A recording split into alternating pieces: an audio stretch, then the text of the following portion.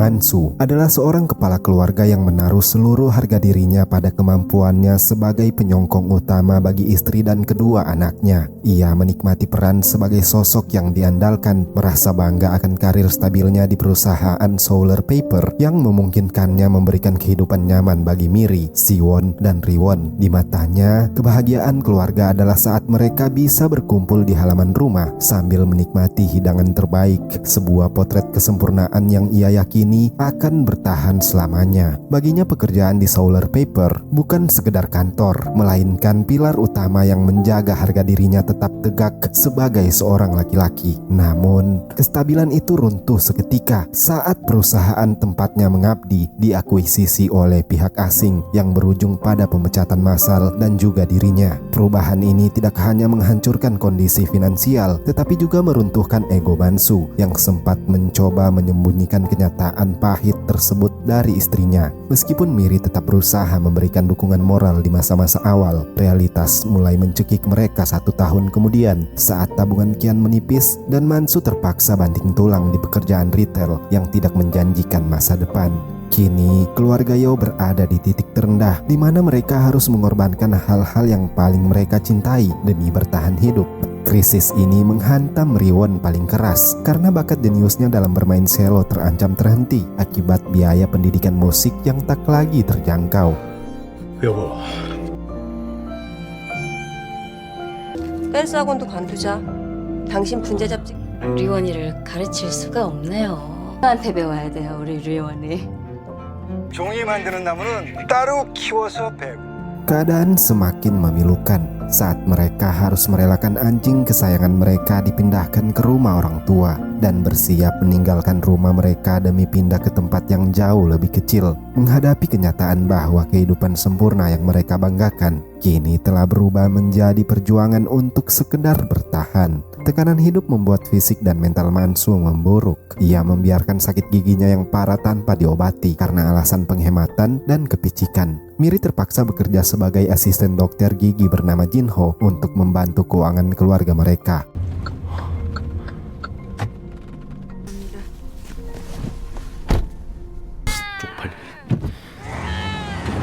Puncak keputusasaan Mansu terjadi saat ia merendahkan harga dirinya dengan memohon pekerjaan sambil berlutut di hadapan manajer perusahaan Moon Paper. Namun, ia malah diarahkan ke bar whisky, memaksanya berada di lingkungan yang mengancam ketenangan mabuknya karena ia sudah lama berhenti minum. Di sana ia melihat manajer Choi. Ia kemudian mengikutinya dan hampir membunuh Choi dengan pot tanaman dari atap gedung. Namun niat itu urung karena dipergoki pemilik tanaman. Ia pun membeli tanaman itu sebagai alibi.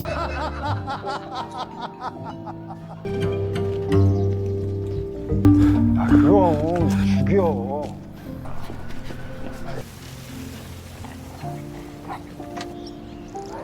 아니 돼지지.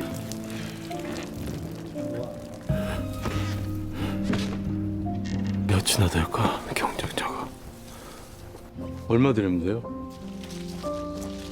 Gagal mendapatkan pekerjaan dengan cara jujur, Mansu menyusun rencana gila. Ia memasang iklan lowongan kerja palsu di koran untuk mengidentifikasi siapa saja pesaingnya yang paling kompeten. Dari ratusan pelamar, ia menyaringnya menjadi 3 kandidat terkuat yang menghalangi jalannya menuju posisi di Moon Paper. Di antaranya ada manajer Choi, ada Gu Bum, dan Ko Si-jo. Berbekal pistol peninggalan ayahnya dari perang Vietnam, Mansu memutuskan untuk menyingkirkan mereka satu persatu.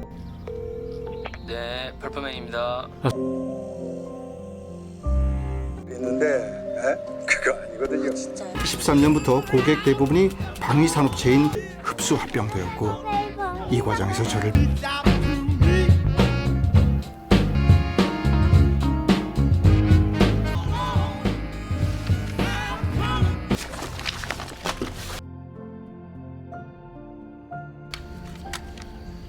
Target pertamanya adalah Gu Bum, seorang pria kasar yang sering mabuk-mabukan dan buang angin sembarangan.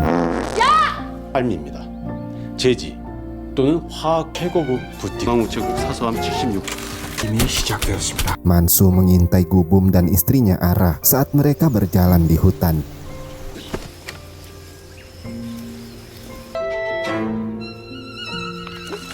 Kesempatan membunuh pun gagal ketika Ara menghalangi pandangan dan Mansu justru digigit ular saat mencoba kabur. Ironisnya Ara lah yang menolong mengobati lukanya.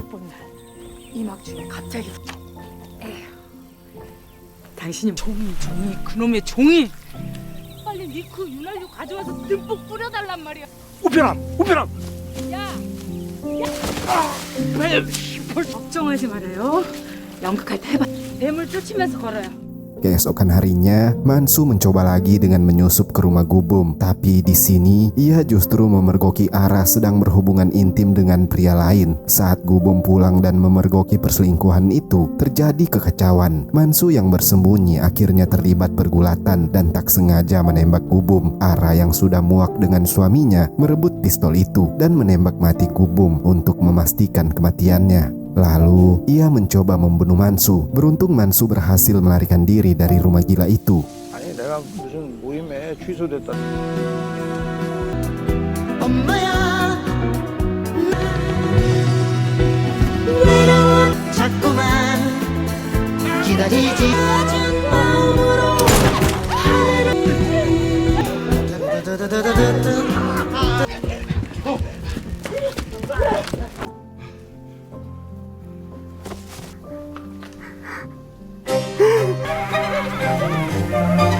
Di tengah ketegangan pembunuhan yang terjadi, keretakan rumah tangga Mansu dan Miri justru semakin melebar. Meski sempat terlambat, Mansu akhirnya menyusul Miri ke sebuah pesta dansa demi menepati janji yang pernah ia buat.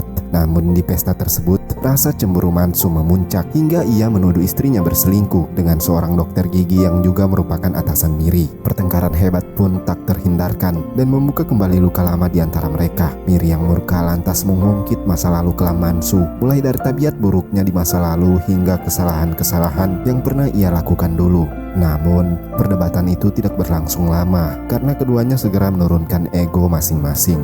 Target kedua adalah Koshijo, seorang pria yang bekerja di toko sepatu. Berbeda dengan target sebelumnya, Shijo adalah pria baik yang memiliki banyak kesamaan dengan Mansu, termasuk kecintaan pada putri mereka. Hal ini kemudian membuat Mansu bimbang. Namun, ia tetap melancarkan aksinya. Ia menjebak Shijo dengan berpura-pura mobilnya mogok di tepi jalan. Saat Shijo berhenti untuk menolong, Mansu mengeluarkan pistolnya, namun ragu untuk menarik pelatuk. Shijo yang ketakutan mencoba lari, namun Mansu akhirnya menembaknya hingga tewas, memasukkan mayatnya ke bagasi dan membawanya pulang. Keesokan paginya, polisi mendatangi rumah Mansu. Mansu panik mengira kejahatannya telah terbongkar, tapi ternyata polisi datang karena Siwon dan temannya Gunho nekat mencuri sejumlah perangkat iPhone dari toko milik ayah Gunho sendiri demi membantu krisis keuangan keluarganya. Namun situasi berbalik saat Mansu dan Miri mengetahui bahwa ayah Gunho diam-diam menggunakan toko tersebut sebagai tempat perselingkuhan. Memanfaatkan rahasia itu sebagai senjata pemerasan, pasangan suami istri ini mengancam akan membongkar skandal tersebut hingga memaksa ayah Gunho mengalah. Akibatnya, Gunho terpaksa menanggung seluruh kesalahan sendirian sebagai kambing hitam, sementara Siwon berhasil dibebaskan dan selamat dari jeratan hukum. Di malam hari, Mansu berusaha keras melenyapkan jejak kejahatannya dengan menyeret mayat Shijo ke dalam rumah kaca untuk disembunyikan. Namun tanpa ia sadari, momen menegangkan itu disaksikan langsung oleh anak tirinya Siwon yang kebetulan sedang merokok di atas atap rumah kaca.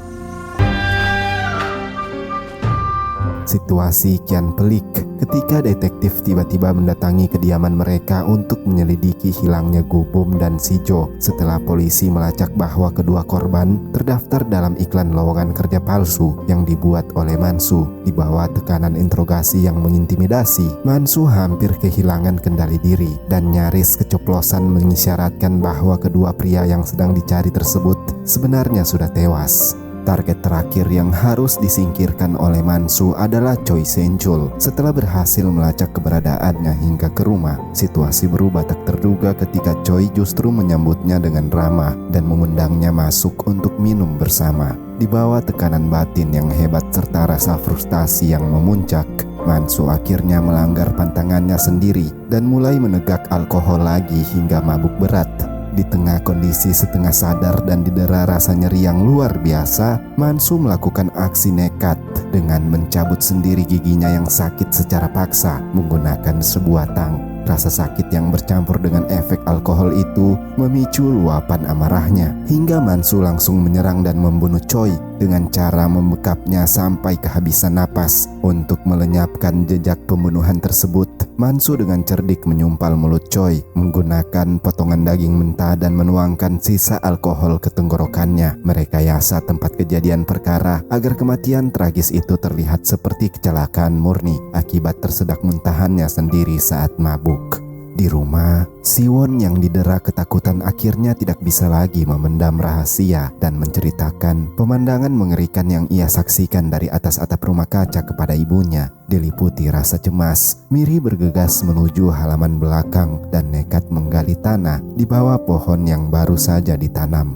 Hingga akhirnya ia tertegun mendapati mayat Sijo yang terbujur kaku di sana. Demi melindungi sisa keutuhan keluarganya dari kehancuran total, Miri dengan gemetar mengubur kembali jasad tersebut dan terpaksa membohongi Siwon, meyakinkan putranya bahwa yang terkubur di sana hanyalah bangkai hewan peliharaan mereka yang mati. Namun, kehampaan batinnya tak bisa disembunyikan saat menelpon Mansu setelah kejadian itu. Miri terduduk lemas sembari menyadari dengan ngeri bahwa suaminya kini telah berubah menjadi sosok monster yang asing dan tak lagi bisa ia kenali. Keberuntungan yang kelam dan ironis justru berpihak pada keluarga Mansu. Ketika penyelidikan polisi menemui jalan buntu, pihak berwenang sepenuhnya mempercayai narasi dari rekayasa bukti yang dibangun oleh Ara yang meyakini bahwa suaminya sendiri, Gubum, telah membunuh Sijo sebelum akhirnya melarikan diri dan menghilang tanpa jejak. Berkat kambing hitam tersebut, Mansu terbebas dari segala tuduhan kriminal dan berhasil mendapatkan posisi pekerjaan yang selama ini ia dambakan di pabrik kertas Moon Paper. Seketika, kondisi finansial keluarga mereka membaik secara drastis dan membawa pulang anjing-anjing peliharaan mereka. Kendati demikian, kehangatan rumah tangga mereka telah hancur sepenuhnya, menyisahkan ruang tamu yang dingin di mana Miri dan Siwon hanya bisa menatap Mansu dengan pandangan penuh ketakutan sekaligus rasa tahu, sadar sepenuhnya bahwa mereka kini hidup di bawah satu atap bersama seorang pembunuh berdarah dingin. Film pun ditutup dengan sebuah konklusi yang sangat ironis di dalam ruang produksi Moon Paper. Di sana, Mansu berdiri seorang diri merayakan keberhasilannya mendapatkan kembali status sosialnya sebagai seorang pekerja. Ia telah mengorbankan nuraninya dan membantai seluruh kompetitor manusianya satu persatu demi memperebutkan posisi tersebut. Namun, kini ia harus menerima kenyataan pahit bahwa ia bekerja di dalam pabrik yang lingkungan operasionalnya telah beralih sepenuhnya ke sistem otomatisasi. Mansu terisolasi di tengah kesunyian, hanya ditemani oleh deru mesin dan robot-robot yang bekerja tanpa lelah, tanpa ada satupun rekan kerja manusia di sekitarnya untuk berbagi ruang.